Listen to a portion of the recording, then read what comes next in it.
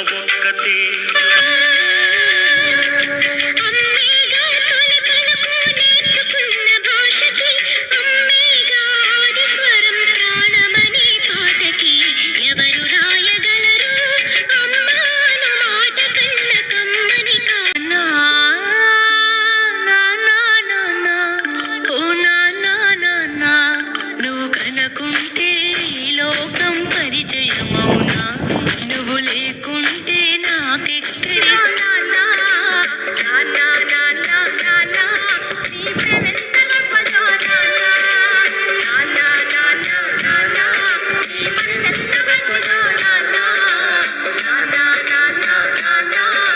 కుటుంబ విలువలు చెప్తూ కౌన్సిలింగ్ చేసి ఈరోజు ఉదయం మేము 5 గంటలకు బయలుదేరి ఈ కుంటగోలు ఊరొచ్చి తాడేపల్లి గూడి వెళ్ళి మళ్ళీ వారితో మాట్లాడి పాతూరు గ్రామంలో మా సత్యనారాయణ గారి ఇంటి దగ్గర కూర్చోబెట్టి కౌన్సిలింగ్ చేసి ఈ బిడ్డలను కలపటం నాకు చాలా సంతోషకరంగా ఉంది, చాలా హ్యాపీగా కూడా ఉంది.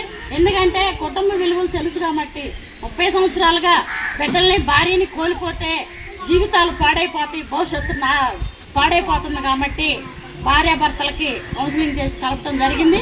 ఈ సందర్భంగా ఈ కుటుంబ సభ్యులందరికీ, గ్రామస్తులకి, పెద్దలకి అందరికీ మేము సప్పుడు సత్యనారాయణ గారు, మా కొడుకు గారికి, మా తల్లి గారికి, మా హ్యూమన్ రైట్స్ టీమ్కి అందరికీ కూడా హృదయపూర్వకంగా 4 సంవత్సరాలు మట్టి బాధపడుతూ దిక్కుదోసక బిడ్డల్ని కష్టపడి ఇళ్లలో పనిచేసి బిడ్డల్ని 7వ తరగతి వరకు చదివిస్తూ తల్లి చెప్పిన బాధ నన్ను కట్టేసింది. ఆ మనసు కదిలించింది, నా హృదయం చాలా వేదన పడింది. అందుకే నేను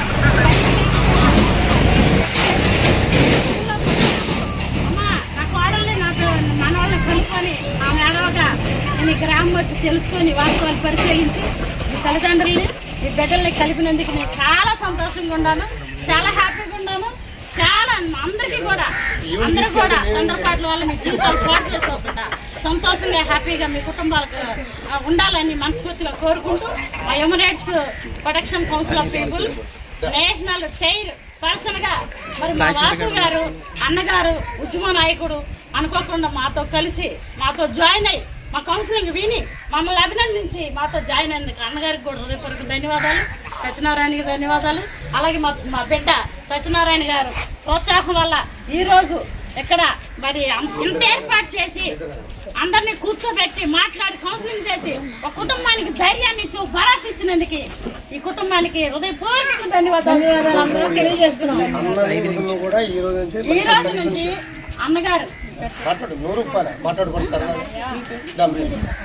సూర్యప్రభ మరి గణపతి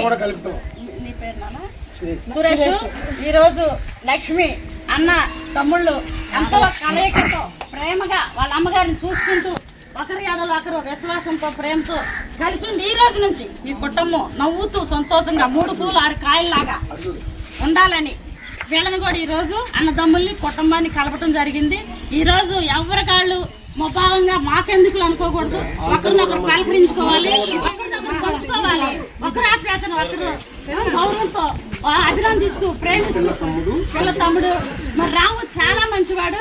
ఆ ఇంటికి వెళ్తే మాకు అమ్మ మా అక్కని బావని కలపాలి, పిల్లల్ని కలపాలి, వాళ్ళు బాగుండాలి, వాళ్ళు నాకు చాలా బాధగా ఉంది. రేపు నా పెళ్లి జరుగుతుంది, మరి 2 నెలలకి మళ్ళీ వచ్చే నెలలో పైచే నెలలోనూ నా పెళ్లి కూడా జరగబోతుంది. మా అక్క బావ పిల్లలు కలిసి ఉంటే మాకు బాగుంటుంది. ఎవరిని కలవాలో ఎలా మాట్లాడాలో మాకు తెలియక మేము నోటీస్ ఇచ్చాము.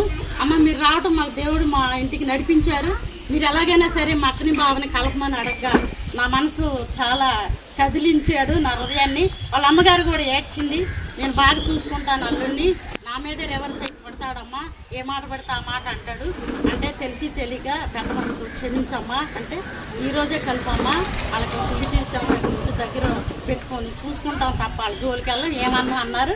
మమ్మల్ని సహకరించి ఈ కౌన్సిలింగ్కి కూర్చోబెట్టి నేను ఫోన్ చేయగానే తీసుకొచ్చినందుకు రాముకి కూడా నా బిడ్డకి నేను హృదయపూర్వక ధన్యవాదాలు తెలియజేస్తున్నాను. బాబు రేపు నీ పెళ్ళికి కూడా చెప్పు, మనం కొట్టామా ఇది మంది, సమస్య మీది, పరిష్కారం మాది.